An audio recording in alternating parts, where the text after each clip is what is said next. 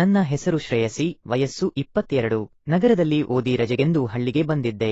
ನನ್ನ ಅಕ್ಕ ಮಾಲತಿ ಮತ್ತು ಆಕೆಯ ಗಂಡ ವಿನಯ್ ಭಾವ ಹಳ್ಳಿಯಲ್ಲಿಯೇ ವಾಸಿಸುತ್ತಿದ್ದರು. ಹಳ್ಳಿಗೆ ಬಂದ ಮೇಲೆ ಅವರ ಮನೆಯಲ್ಲಿ ತಂಗಲು ನಿರ್ಧರಿಸಿದೆ. ಹಳ್ಳಿಯ ವಾತಾವರಣ ಶಾಂತವಾಗಿತ್ತು. ಬೆಳಿಗ್ಗೆ ಪಕ್ಷಿಗಳ ಕಲರವ, ಸಂಜೆ ತಂಗಾಳಿ ಮತ್ತು ಮನೆಯಲ್ಲಿ ಸಿಹಿ ವಾತಾವರಣ. ನಾನು ಬಹಳ ದಿನಗಳ ನಂತರ ನಿರಾಳವಾಗಿದ್ದೆ. ಮೊದಲ ದಿನ ಸಂಜೆ ಭಾವ ಆಫೀಸಿನಿಂದ ಮನೆಗೆ ಬಂದರು. ನಾನು ಸ್ನಾನ ಮಾಡಿ ತಲೆ ಒರೆಸಿಕೊಂಡು ಹಾಲಿನಲ್ಲಿ ಕುಳಿತಿದ್ದೆ. ಕೂದಲು ಒದ್ದೆಯಾಗಿತ್ತು ಮತ್ತು ಮೈ ಮೇಲೆ ಬಿಳಿ ಬಣ್ಣದ ಸಾದಾ ಕುರ್ತಾ ಇತ್ತು. ಟವೆಲ್ ಕೆಳಗೆ ಜಾರಿತು ಮತ್ತು ನಾನು ತಕ್ಷಣ ಸರಿಪಡಿಸಿಕೊಂಡೆ. ಅದೇ ಸಮಯದಲ್ಲಿ ಭಾವ ಬಾಗಿಲಿನಿಂದ ಒಳಗೆ ಬಂದರು.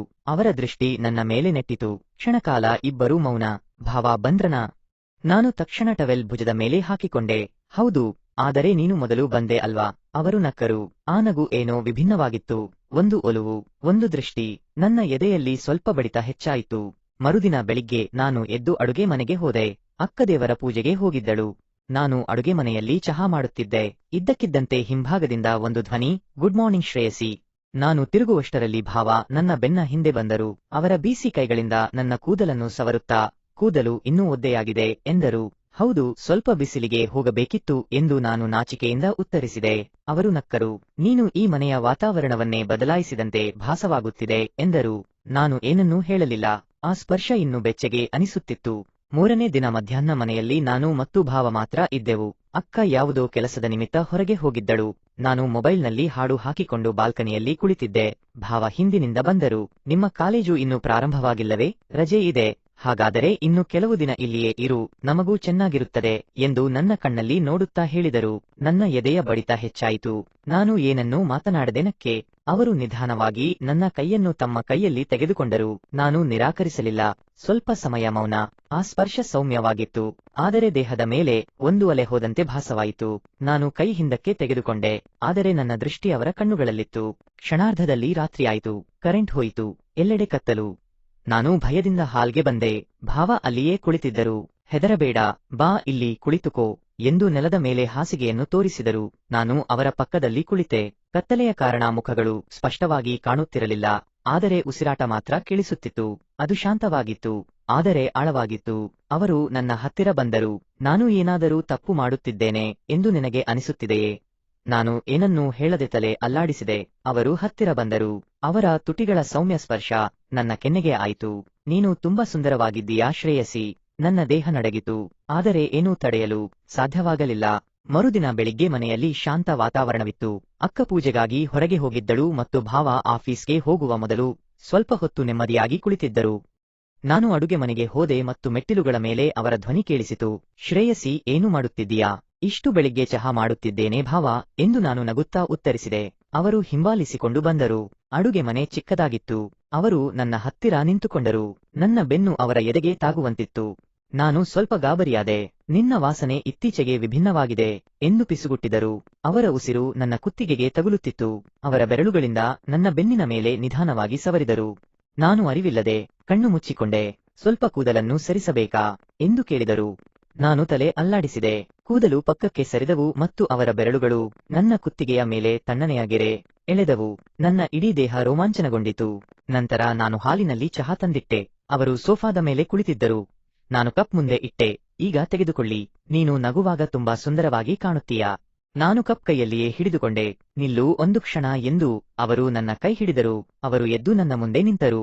ನಿಧಾನವಾಗಿ ಎರಡು ಕೈಗಳನ್ನು ನನ್ನ ಭುಜಗಳ ಮೇಲೆ ಇಟ್ಟರು. ಶ್ರೇಯಸಿ, ಕೆಲವು ಕ್ಷಣಗಳು ನಮಗಾಗಿ ಮೀಸಲಿಟ್ಟರೆ ನಡೆಯುತ್ತದೆ. ನಾನು ಏನನ್ನೂ ಮಾತನಾಡದೆ ಅವರನ್ನು ನೋಡುತ್ತಾ ನಿಂತೆ.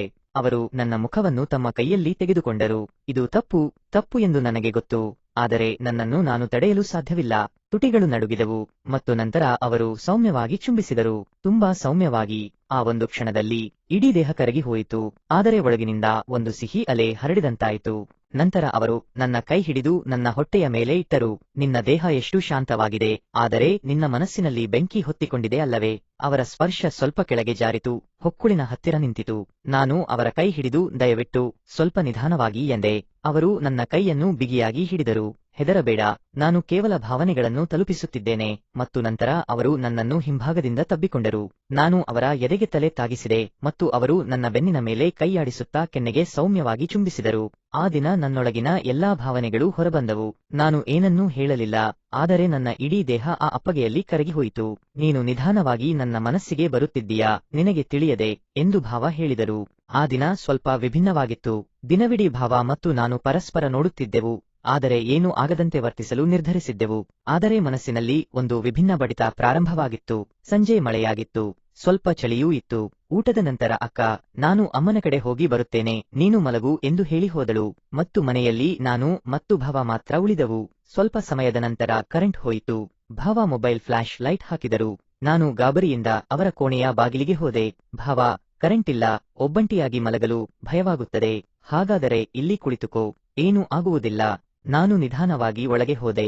ಅವರು ಹಾಸಿಗೆ ಮೇಲೆ ಕುಳಿತಿದ್ದರು. ಅವರು ಹಾಸಿಗೆಯ ಒಂದು ಮೂಲೆಯನ್ನು ತೋರಿಸಿದರು. ನಾನು ಅಲ್ಲಿ ಕುಳಿತೆ. ನಿಜವಾಗಿಯೂ ಭಯವಾಗುತ್ತಿದೆ. ಸ್ವಲ್ಪ ಕತ್ತಲೆಯಾದರೆ ಮನಸ್ಸಿನಲ್ಲಿ ವಿಚಿತ್ರ ಅನಿಸುತ್ತದೆ. ಹಾಗಾದರೆ ಮಾತನಾಡೋಣ, ಮನಸ್ಸು ಹಗುರಾಗುತ್ತದೆ. ಅವರು ಹತ್ತಿರ ಬಂದರು. ಮೊಬೈಲ್ ಬೆಳಕು ಆರಿತು. ಹೊರಗಿನಿಂದ ಸ್ವಲ್ಪ ಚಂದ್ರನ ಬೆಳಕು ಮಾತ್ರ ಕೋಣೆಗೆ ಬರುತ್ತಿತ್ತು. ಅವರ ಕೈ ನನ್ನ ಕೈಯಲ್ಲಿ ಬಂದಿತ್ತು. ನಾನು ನಿನಗೆ ಇಷ್ಟನಾ? ಅವರು ನೇರವಾಗಿ ಕೇಳಿದರು. ನಾನು ಸ್ವಲ್ಪ ಸಮಯ ಮೌನವಾಗಿದ್ದೆ. ನಿಧಾನವಾಗಿ ತಲೆ ಅಲ್ಲಾಡಿಸಿದೆ. ಅಂದರೆ ನೀನು ಇದೆಲ್ಲವನ್ನೂ ತಿಳಿದು ಸ್ವೀಕರಿಸುತ್ತಿದ್ದೀಯಾ? ನಾನು ಅವರನ್ನು ನೋಡಿದೆ. ನಿಧಾನವಾಗಿ ಹೌದು, ಆದರೆ ಸ್ವಲ್ಪ ಭಯವಾಗುತ್ತದೆ ಎಂದೆ. ಅವರು ಹತ್ತಿರ ಬಂದರು. ಈಗ ರಾತ್ರಿ ಕಳೆಯಿತು, ಆದರೆ ಆ ಕ್ಷಣ ಮನಸ್ಸಿನಲ್ಲಿ ಉಳಿಯಿತು. ಮರುದಿನ ಬೆಳಿಗ್ಗೆ ಅಕ್ಕ ಇನ್ನೂ ತವರಿಗೆ ಹೋಗಿದ್ದಳು. ನಾನು ಮತ್ತು ಭಾವ ಮಾತ್ರ ಮನೆಯಲ್ಲಿ ಇದ್ದೆವು. ನಾನು ಹಾಲಿನಲ್ಲಿ ಓದುತ್ತಾ ಕುಳಿತಿದ್ದೆ. ಅವರು ನನ್ನ ಹಿಂದೆ ಬಂದು ಕುಳಿತುಕೊಂಡರು. ಕೈಯನ್ನು ನಿಧಾನವಾಗಿ ನನ್ನ ಭುಜದ ಮೇಲೆ ಇಟ್ಟರು. ನಾನು ಸ್ವಲ್ಪ ನಾಚಿಕೊಂಡೆ. ಸ್ವಲ್ಪ ಸಮಯದ ನಂತರ ನಾನು ಎದ್ದು ಅಡುಗೆ ಮನೆಗೆ ಹೋದೆ. ಅವರು ಹಿಂಬಾಲಿಸಿಕೊಂಡು ಬಂದರು. ಆ ದಿನ ನಾವು ತುಂಬಾ ಹತ್ತಿರ ಬಂದೆವು. ನಾನು ಮತ್ತು ಭಾವ ಮಾತನಾಡಲು ಮೌನವಾಗಿದ್ದೆವು, ಆದರೆ ನಮ್ಮ ಕಣ್ಣುಗಳು ಮಾತನಾಡುತ್ತಿದ್ದವು. ಪ್ರತಿ ಬಾರಿಯೂ ಅವರ ಕೈ ನನ್ನ ಬೆನ್ನಿನ ಮೇಲೆ ಸ್ವಲ್ಪ ನಿಲ್ಲುತ್ತಿತ್ತು. ಆದರೆ ಈಗ ನಾನು ತಿಳಿದುಕೊಂಡಿದ್ದೇನೆ, ಇದು ಸಾಕಾಯಿತು, ಈಗ ನಿಲ್ಲಿಸಬೇಕು. ಸಂಜೆ ಅಕ್ಕ ವಾಪಸ್ ಬಂದಳು ಮತ್ತು ನನ್ನನ್ನು ನೋಡಿ, ಶ್ರೇಯಸಿ, ನೀನು ಶಾಂತವಾಗಿದ್ದೀಯಾ? ಏನಾದರೂ ಆಗಿದೆಯಾ ಎಂದು ಕೇಳಿದಳು. ನಾನು ನಗುತ್ತಾ ಇಲ್ಲ ಎಂದು ಹೇಳಿದೆ, ಆದರೆ ಮನಸ್ಸಿನಲ್ಲಿ ಏನೋ ಚುಚ್ಚಿದಂತಾಯಿತು. ಆ ರಾತ್ರಿ ಭಾವ ನನ್ನ ಕೋಣೆಯ ಬಾಗಿಲಲ್ಲಿ ನಿಂತಿದ್ದರು. ನಾನು ಅವರನ್ನು ಒಳಗೆ ಕರೆದೆ. ನೀನು ಹೋಗುತ್ತೀಯಾ ನಿಜವಾಗಿಯೂ? ಹೌದು, ನಾಳೆ ಬೆಳಿಗ್ಗೆ ಎಂದೆ.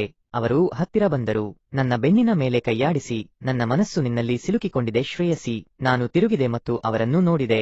ಇದು ರಹಸ್ಯವಾಗಿಯೇ ಇರಲಿ ಅಲ್ವಾ? ಒಂದು ಸುಂದರ ರಹಸ್ಯ. ಕೊನೆಯ ಕ್ಷಣ ಅವರು ನನ್ನನ್ನು ಬಹಳ ಪ್ರೀತಿಸಿದರು. ನಾನು ಪಿಸುಗುಟ್ಟಿದೆ, ಹಾಗಾಗಿಯೇ ಇದು ಶಾಶ್ವತವಾಗಿರಲಿ ಎಂದು ಅವರು ಹೇಳಿದರು. ಬೆಳಗಾಯಿತು. ನಾನು ಬ್ಯಾಗ್ ತೆಗೆದುಕೊಂಡೆ. ಭಾವ ಗೇಟ್ ಬಳಿ ನಿಂತಿದ್ದರು. ಒಂದು ನೋಟ, ಒಂದು ನಗು ಮತ್ತು ಒಂದು ರಹಸ್ಯ. ಕೆಲವೊಮ್ಮೆ ಕೆಲವು ಸಂಬಂಧಗಳು ಅರಳುತ್ತವೆ ಆದರೆ ಬಿಚ್ಚಿಕೊಳ್ಳುವುದಿಲ್ಲ. ಕೆಲವು ಸ್ಪರ್ಶಗಳು, ಕೆಲವು ಉಸಿರುಗಳು ಕೇವಲ ದೇಹದಲ್ಲಿ ಮಾತ್ರವಲ್ಲ, ನೆನಪುಗಳಲ್ಲಿಯೂ ಜೀವಂತವಾಗಿರುತ್ತವೆ. ಶ್ರೇಯಸಿಯ ರಹಸ್ಯ ಪ್ರೀತಿ, ಅವಳ ಮೌನದ ಸಂಬಂಧ ಕೇವಲ ಆಕೆಯ ಆಂತರಿಕ ಜಗತ್ತಿನಲ್ಲಿ ಅಮರವಾಗಿದೆ. ಸ್ನೇಹಿತರೆ, ವಿಡಿಯೋ ಇಷ್ಟವಾದಲ್ಲಿ ಲೈಕ್ ಮಾಡಿ ಮತ್ತು ನಮ್ಮ ಚಾನೆಲ್ಗೆ ಸಬ್ಸ್ಕ್ರೈಬ್ ಮಾಡಿ. ಧನ್ಯವಾದಗಳು.